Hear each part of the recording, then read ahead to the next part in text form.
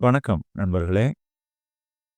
உலக சதுரங்க போட்டியின் 14வது ஆட்டம் டிங்குக்கும் முகேஷுக்கும் இடையே சிங்கப்பூரில் நேற்று நடந்து முடிந்தது. என்ன நடந்ததுன்னு இப்போ உங்க எல்லாத்துக்குமே தெரியும். குகேஷ் அதில் வெற்றி பெற்று இப்போ உலக சாம்பியன் ஆயிருக்கார். 2013 சென்னையில் நடைபெற்ற போட்டியில் மேக்னஸ் கார்ல்சன் அதை ஜெயித்தார் விஸ்வநாதன் ஆனந்திடமிருந்து. அது இப்போ திருப்பி இந்தியாவுக்கே வந்திருக்கு 11 வருஷத்துக்கு அப்புறம். மிக ஒரு பரபரப்பான, யாருமே நினைத்து பார்க்காத, அதிர்ச்சியூட்டிய ஒரு கிளைமேக்ஸ், உச்சக்கட்டமாக இது முடிந்தது நேற்று. என்ன நடந்தது? முதல் நகர்த்தலிருந்து நம்ம இப்போ பார்க்கலாம். குகேஷ் இதில் கருப்பு சிப்பாய்களுடன், கருப்பு படைகளுடன் விளையாடினார். N3 D5. நம்ம இதுவரைக்கும் நிறைய பார்த்துருக்கோம். சாதாரணமாகவே இந்த போட்டித் தொடர்லேயே ஒரு பறந்து விரிந்த நடுப்புறத்தை தேர்ந்தெடுக்கிறார் குகேஷ். ஓப்பன் பொசிஷன்ஸ் ஆடிட்டுருக்காரு. இப்போ நேற்று அதே மாதிரி ஆடுறதுக்கு தான் இப்படி ஆடி, இது நிறம் எதிர்மாறிய, கலர்ஸ் ரிவர்ஸ்ட் குரூன்ஃபெல் டிஃபென்ஸாக மாறுச்சு. ஆனால் அது குரூன்ஃபெல்னாலும் அதில் சாதாரணமாக ஆடுற ஆட்டங்களை எல்லாம் ஆடாமல் ஒரு புது மாதிரி ஆடினார் குகேஷ். என்னன்னா, இப்போ இந்த இடத்துல இந்த குதிரையை இங்கே வெளியில் எடுத்துகிட்டு வந்தார். இதனோட நோக்கம் என்னன்னா, இந்த 2 குதிரைகளையும் பரிமாற்றம் பண்ணிட்டு இந்த குதிரையை இங்கே கொண்டு வந்து ராணியை ஒரு தாக்கிட்டு அப்புறம் எல்லாத்தையும் வெளியில் கொண்டு வர்றதா அவரோட நோக்கம். இது ஒரு புது ஆட்டம். அவ்வளவு சாதாரணமாக அவ்வளவு பிரபலம் இல்லாத ஒரு புது ஆட்டம். சரி தப்புன்னு சொல்ல முடியாது ஒன்று. இன்னொன்று, இந்த எந்த போட்டியிலையுமே கடைசி ஆட்டங்கள், லாஸ்ட் ரவுண்ட், அதற்கென்று ஒரு ஒரு தனி பிரச்சனைகள் இருக்கு. அதற்கென்று, அது நடப்பதற்கென்று தனி விதிகள் இருக்கு. விதிகள்னு நான் எதை சொல்கிறேன்னா, சில பேர் அந்த காலத்தில் இருந்தே, கேரி கஸ்பரோவ் அதில் ரொம்ப பெரிய ஜாம்பவான். அதில்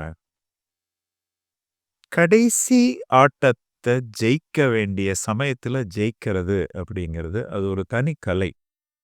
ஆனால் நேற்று குகேஷ் கருப்பு படைகளோடு ஆடுறதால சமன் பண்ணால் கூட போதும்னு இருந்தது. ஏன்னா அதுக்கு முன்னாடி அந்த 12வது ஆட்டத்தை ரொம்ப நல்லா ஆடி டிங் ஜெயிச்சிட்டார். அதனால் நேற்று சமன் பண்ணிட்டு அதுக்கப்புறம் சமன் முறி டை பிரேக்குக்கு 2 பேரும் போவாங்க அப்படிங்கிறது தான் எல்லா இந்திய விசிறிகளோட எதிர்பார்ப்பாக இருந்தது. அப்படி பார்க்கும்போது இந்த மாதிரி ஆட்டத்தோட முடிவிலேயே டிங்குக்கு ஒரு வியப்பூட்டுறது, ஒரு சர்ப்ரைஸ் கொடுத்தாரு நேற்று குகேஷ். இது ஒரு விஷயம். இரண்டாவது, இந்த போட்டித் தொடர் முழுவதுமே குகேஷ் உடைய ஆரம்ப ஆட்ட தயாரிப்புகள், ப்ரிப்பரேஷன் டிங்கை விட கூடுதலாகவே நல்லாவே இருந்திருக்கு.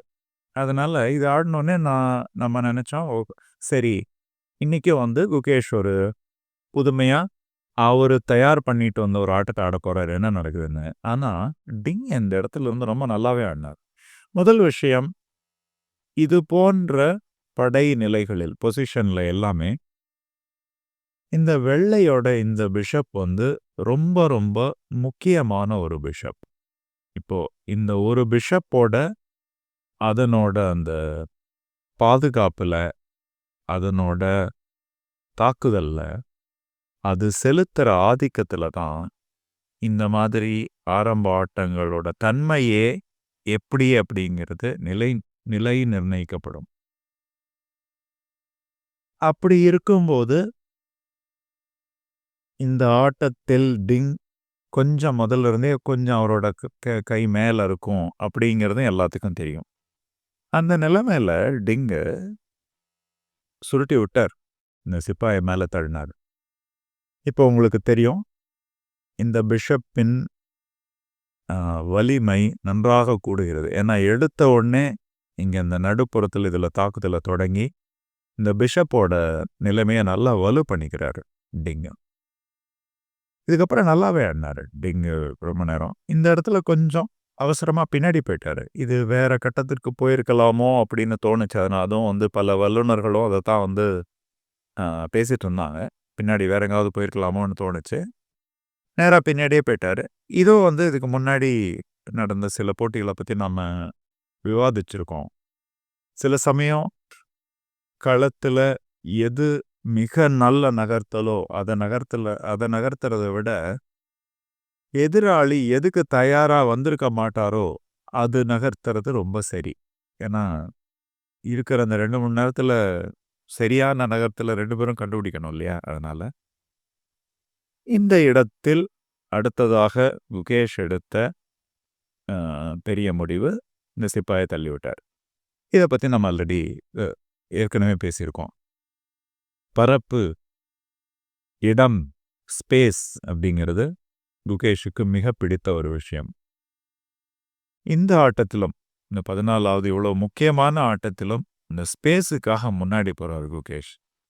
ஒரு விஷயத்துல சந்தோஷமா இருந்தது. அவரோட ஆட்டத்த ஆடுறாருன்னு. இன்னொரு விஷயத்துல கொஞ்சம் பயமா இருந்தது. ஏன்னா, நம்ம பார்த்தோம் இல்லையா? வெள்ளையோட கை கொஞ்சம் ஓங்கி இருக்கிற சமயத்துல, இந்த மாதிரி அ அ இடத்துக்காக முன்னாடி போறதுல எப்பவுமே ஒரு சின்ன அபாயம், ஒரு சின்ன ஆபத்து இருக்கு. இப்போ ரு கருப்போட படைகள் எதுவும் அ வெளியில முழுசுமா வரல ஒண்ணு. 2வது அவரோட ராஜாவும் இன்னும் கோட்டைக்குள்ள போகல. காஸ்லிங் பண்ணல. இந்த சமயத்துல இந்த மாரி பண்றாரே அப்படின்னு கொஞ்சம் ஒரு கலக்கமா தான் இருந்தது. நடுப்புறத்தை உடனே தாக்குகிறார் டிங். அத அ பாதுகாத்ததுக்காக பிஷப்ப வெளியில எடுத்துட்டு வர்றார். இந்த பிஷப்ப வெளியில எடுத்து வர்றாரு இல்லையா? இந்த நகர்த்தல் தான் வந்து இதுக்கு முன்னாடி யாருமே ஆடாத முதலான ஒரு புதுமையான நகர்த்தல். புது நகர்த்தல். நாவல்டின்னு சொல்லுவாங்க ஆங்கிலத்துல. இத அடிச்சுக்கிட்டார். பிஷப் இத அடிச்சுக்கிட்டாரு. குதிரை மேல வந்தது. இப்போ ராஜா கோட்டைக்குள்ள புகுந்துட்டாரு. இதுதான் ரொம்ப முக்கியமான கட்டம். Turning point. இந்த இடத்தில் டிங் யோசிக்கவே இல்ல. ரொம்ப சுலபமா, எளிதா குதிரைய முன்னாடி கொண்டு போய், இப்ப இந்த பிஷப்ப தாக்குறார். இதனுடைய நோக்கங்கள் 2. 1 இந்த பிஷப் வெளியிலிருந்து நகர்ந்தா தான், வெள்ளையோட ஆட்டம் ஒரு விரிவாகும். ஓப்பன் ஆகும் பொசிஷன். 2வது இப்ப இந்த பிஷப் எங்க நகர்ந்து போனாலும், இப்போ ஆட்டத்துல வந்து இங்க நகர்ந்து போனார் டிங். அப்படி போகாமல் சிப்பாயை தள்ளி இந்த பிஷப்பை அவர் பாதுகாத்திருக்கலாம். அதுதான் வந்து இருக்கிறதுலயே நல்ல ஆட்டம் அப்படின்னு கணினிகள் சொல்லுச்சு. கம்ப்யூட்டர்ஸ் சொல்லுச்சு. ஆனா குகேஷ் அத ஆடல. இது பின்னாடி எடுத்துட்டு போனாரு. இந்த பிஷப்ப பின்னாடி எடுத்துட்டு போனாரு. இந்த இடத்துல குகேஷோட கை கொஞ்சம் தாழ்ந்திருந்த மாரி இருந்தது. ஏன்னா நல்லா கவனிங்க. குகேஷுடைய படைகள் பின்தங்கி இருக்கு. இதெல்லாம் வெளியில கொண்டு போறது கொஞ்சம் கஷ்டம் ஒண்ணு. 2வது இந்த சிப்பாய் இங்க இருக்கிறதுனால, அவ்வளவு எளிதா இந்த பிஷப் வந்து வெளியில போ முடியாது. அதே சமயம் நான் சொன்ன மாதிரி, இந்த பீரங்கியா இருக்கு இல்லையா? ஃபியான்சிட்டோ. பீரங்கியா இருக்கிற இந்த பிஷப் மிக மிக வலுவானது. இந்த சிப்பாய் இங்க இருக்கிறதாலயும், சாதாரணமாகவே இந்த நேர்கோடு ஃபைல் திறந்திருக்கிறதுனாலயும், வெள்ளையோட ஆட்டம் ரொம்ப எளிதா இருக்கு விளையாடுறது. இந்த இடத்துல ராணியை இந்த மாதிரி நகர்த்திட்டு, ரூக்க இந்த மாதிரி கொண்டு வந்திருந்தால், நடுப்புறத்துக்கு கொண்டு வந்து கருப்பு ராணியை தாக்கியிருந்தால், குகேஷோட ஆட்டம் நல்லாவே இருந்திருக்கும் இந்த இடத்துல. இந்த இடத்தில் அவர் இதை நழுவ விட்டு B3ன்னு ஒரு மூவ் வச்சார். இதுவும் நம்ம ஆல்ரெடி பார்த்துருக்கோம். நிறைய இடத்துல அவருக்கு வாய்ப்பு கிடைச்சாலும், டிங்க வந்து அதை ஏறி அடிக்கிற ஒரு ஆட்டக்காரர் இல்லை. அதுதான் வந்து நிறைய ஆட்டங்கள்ல அவரோட பிரச்சனையா இருந்தது. இந்த மாதிரி அ நகர்த்துனதுக்கு அப்புறம் என்ன ஆச்சுன்னா, இப்போ உடனே இந்த குதிரைய விரட்டி விட்டார் குகேஷ். குதிரை பின்னாடி போச்சு. குதிரை பின்னாடி போன அப்புறம் உடனே இந்த முதலில் எந்த பிஷப் நடுப்புறத்திலிருந்து விரட்டப்பட்டதோ, அத திருப்பி முன்னாடி கொண்டு வந்து வச்சுட்டாரு குகேஷ. அதை காப்பதற்காக இந்த வெள்ளை பிஷப் பின்னாடி போக வேண்டி வந்தது. இப்ப இத நல்லா திடப்படுத்திட்டாரு. இப்ப திருப்பி குகேஷோட ஆட்டம் கொஞ்சம் சுலபமாயிடுச்சு. இன்னும் டிங்குக்கு ஒரு சின்ன ஒரு அனுகூலம் இருந்தது. அட்வான்டேஜ் இருந்தது.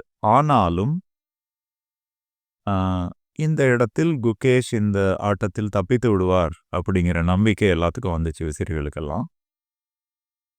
இந்த இடத்தில் நல்லா முன்னாடி வந்து குதிரை சிம்மாசனத்தை பிடிச்சிருச்சு. அவுட் போஸ்ட் பிடிச்சிருச்சு நல்லா இப்போ. இந்த இடத்துல அந்த சிப்பாய தாக்குனார்.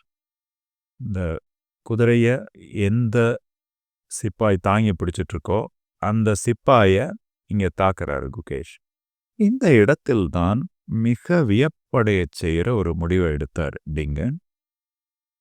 இந்த சிப்பாய வெட்டிக்கிட்டார். இப்ப எல்லாரும் எதிர்பார்த்து கொண்டிருந்தது என்ன அப்படின்னா, இந்த மாதிரி பிஷப்பை வெட்டினதுக்கு அப்புறம் அதே மாதிரி குகேஷ் தனக்கு என்ன செஞ்சாரோ அதை டிங்கும் செஞ்சிருக்கலாம்.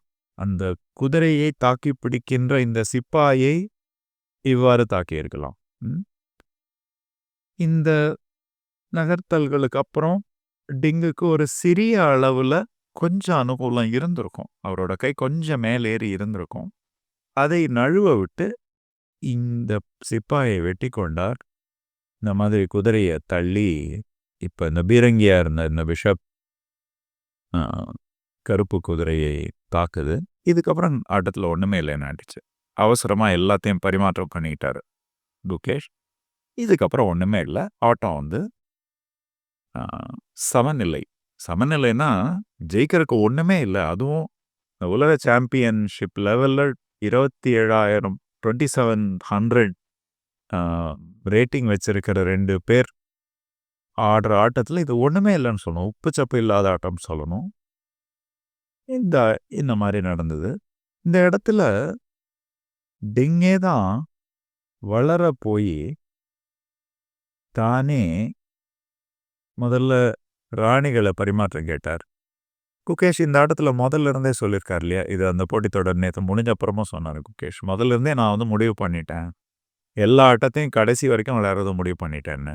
ஸோ இந்த மாதிரி பரிமாற்றம் பண்ணாமல் ஆடினார். இது வந்து ஒரு முக்கியமான கட்டம். டிங் எடுத்த முடிவு ஒரு சிப்பாயை கொடுத்து சும்மா கொடுத்து ராணிகள் 2ஐயும் பரிமாற்றம் பண்ணிட்டாரு.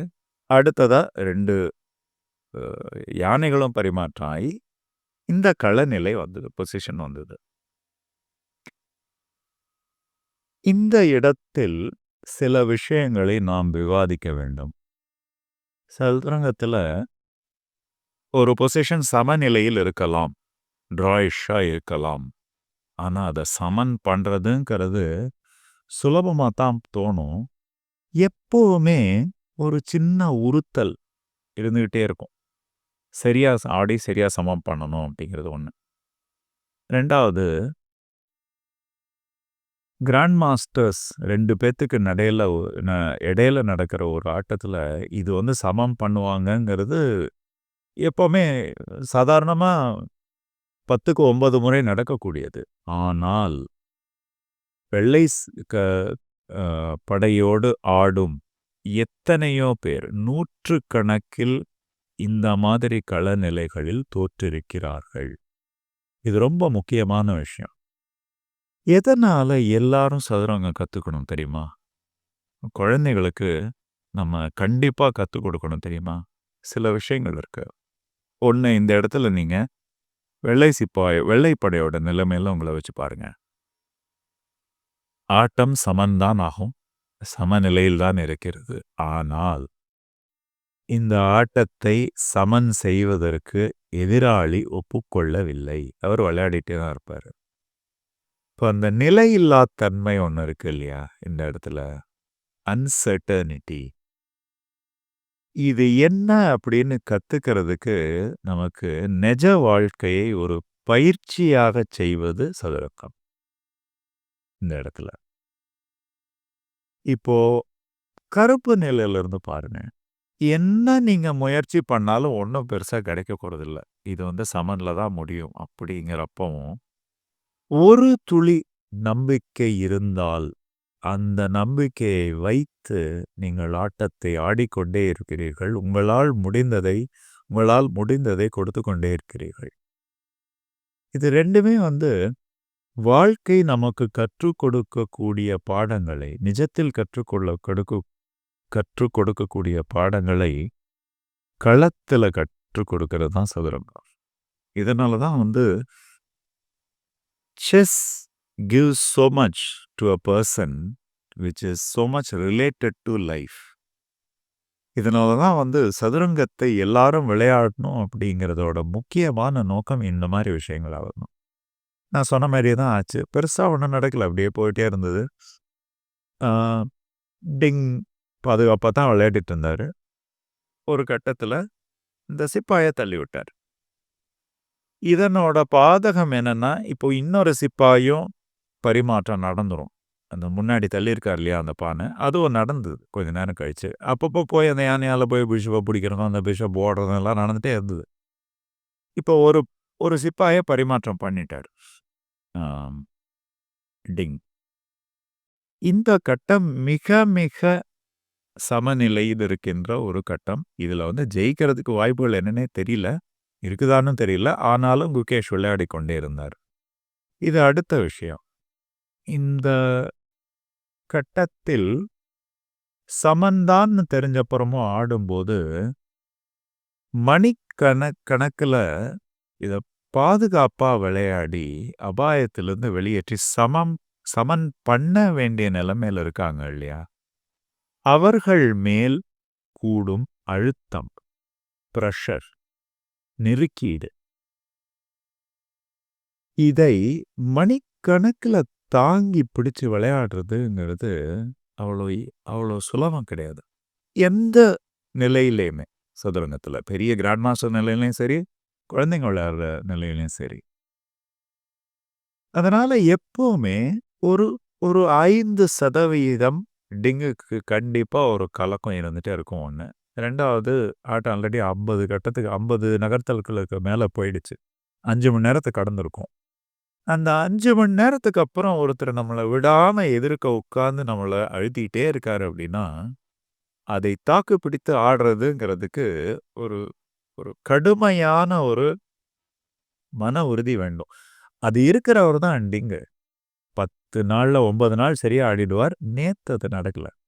இந்த இடத்தில் இப்ப இந்த ராஜா மோசமான நிலைமைக்கு போச்சு. இது ஒரு விஷயம்.